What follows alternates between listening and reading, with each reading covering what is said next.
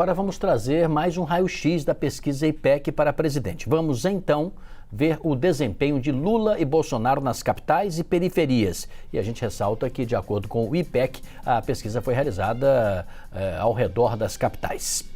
Começamos pelo petista. No levantamento de fim de agosto, Lula tinha 38% de intenção de votos nas capitais e agora este número saltou para 46%.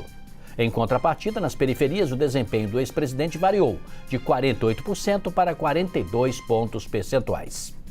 Chamar então Leandro Rezende e Gustavo Uribe para essa conversa. Leandro, eu começo com você agora, porque eu estou desde de manhã bem cedinho perturbando você pelo WhatsApp. Então, eu adoro contar bastidoras aqui para o nosso público, né?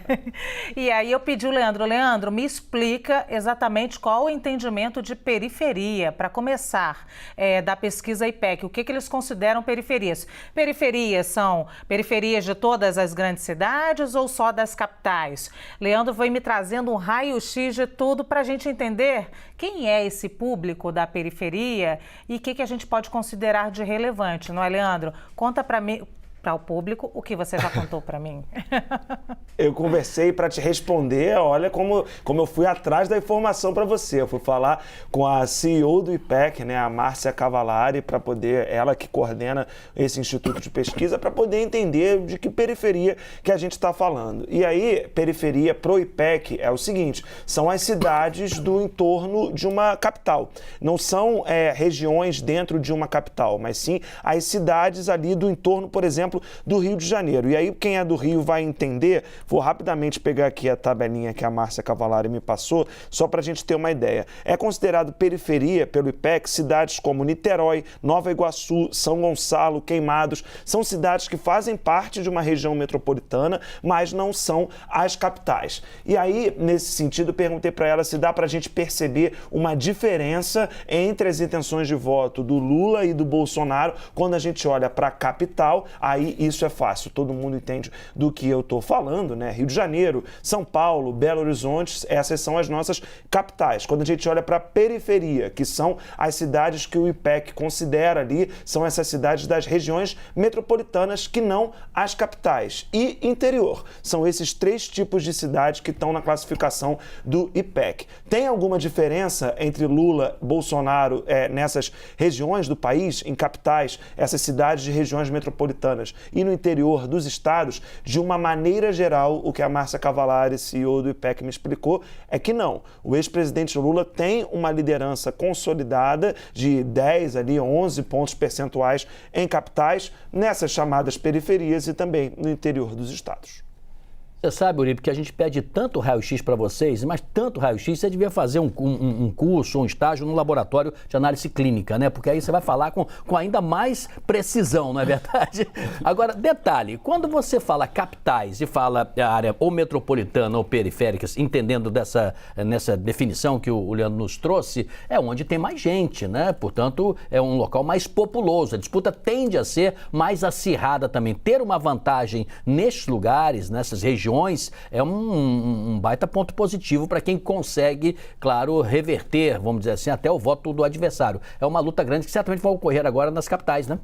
É onde há a maior circulação de ideias e pessoas. Eu fui às duas campanhas de Luiz Inácio Lula da Silva e Jair Bolsonaro entender esse movimento, porque Lula teve um crescimento então nas capitais e Bolsonaro nas periferias. A explicação foi a seguinte: nas últimas semanas, Jair Bolsonaro tem exaltado o tom, tem elevado o tom, feito críticas às mulheres, feito críticas ao Supremo Tribunal Federal. Os problemas das capitais não são os mesmos problemas do que nós chamamos das regiões metropolitanas. O poder aquisitivo e instrução é maior nas capitais. Então a questão da miséria não é uma questão que preocupa tanto diretamente os eleitores da capital. Portanto, outros fatores influenciam no voto. Este comportamento do presidente Jair Bolsonaro, sobretudo em relação ao eleitorado feminino, é o que fez a diferença nas capitais, na avaliação tanto da campanha petista como do presidente Jair Bolsonaro. Por quê? Porque a preocupação é outra. Já nas periferias, a questão é mais a questão do dinheiro, da inflação. E as periferias têm observado que houve uma queda do preço dos combustíveis, apesar de ainda não ter chegado essa queda no preço dos alimentos. Isso ajudaria a explicar porque houve uma piora do cenário do presidente Jair Bolsonaro. Piora também quando a gente fala do eleitorado feminino, em que a intenção de voto também caiu e o aumento da rejeição do presidente Jair Bolsonaro no Brasil inteiro. Ou seja, você tem um movimento, então, em relação à postura do presidente Jair Bolsonaro associado a estes quadros de mudança nas periferias e também capitais. Essa é a avaliação feita pelas duas campanhas. Eu quero fazer uma pergunta aos dois, que é a respeito do seguinte: pode parecer ou pode ser de verdade uma boa notícia para o presidente Jair Bolsonaro, não sei se é uma boa notícia, mas um respiro para o presidente Jair Bolsonaro, configurações dele crescer na periferia? E explico. Se eu tomar como exemplo o Rio de Janeiro, e que foi o exemplo que Leandro Rezende trouxe, teremos ali a capital, onde o ex-presidente Luiz Inácio Lula da Silva cresceu, e o presidente Jair Bolsonaro crescendo nas periferias. Cabe que, justamente nessas periferias, além de decisão de voto mais para frente, tem muitos aliados, muitos prefeitos ligados ao governador Cláudio Castro, só para tomar como exemplo, que aí é uma pessoa ligada ao presidente Jair Bolsonaro. Ou seja, nessa reta final, o presidente Jair Bolsonaro pode crescer significativamente nas regiões metropolitanas ou no espaço que não é capital? Olha, Luciana, não sei se era para eu começar, mas vou começar daqui, desculpa até, Uribe, mas porque algumas associações estão acontecendo em alguns estados que eu acho que inviabilizam um pouco desse crescimento do presidente Jair Bolsonaro, porque não é segredo que existe um voto no Rio de Janeiro que é o voto Lula-Castro. Também não é segredo que existe em Minas Gerais o voto Lula-Zema. São candidatos a governo que são de direita, estão num espectro diferente do ex-presidente Lula, mas por essa ser uma eleição diferente das outras, existe os dados, né, eles estão mostrando pra gente que é essa coisa do prefeito levar o seu candidato ao governador e o seu candidato levar o seu candidato a presidente, esse arranjo que é um pouco tradicional de eleições anteriores, ele não está se repetindo agora, porque a gente tem de fato uma eleição que é absolutamente fora da curva, não no sentido da estabilidade de dados macro que a gente tem visto já há muitos meses, mas é fora da curva no sentido histórico, de ter um ex-presidente enfrentando um presidente no exercício do mandato. Então, nas periferias também, o que está aparecendo é que há um voto ali que não necessariamente usa, né, essa aliança de governadores com o presidente da República, né? Então, isso já está aparecendo nos dados e, enfim, a não ser que algo mude, é uma tendência que se mantém. Leandro Rezende, no meu coração você tem sempre lugar de fala. Pode falar antes.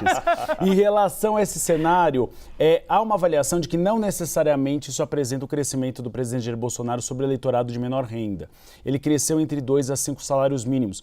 E aí vem a discussão se é classe média ou não, classe média baixa. Mas quando a gente fala do eleitorado mais pobre, que muitas vezes não está nem nas periferias, está no interior do país, você tem ainda um cenário muito difícil para o presidente Jair Bolsonaro. E eu trago dados da própria IPEC.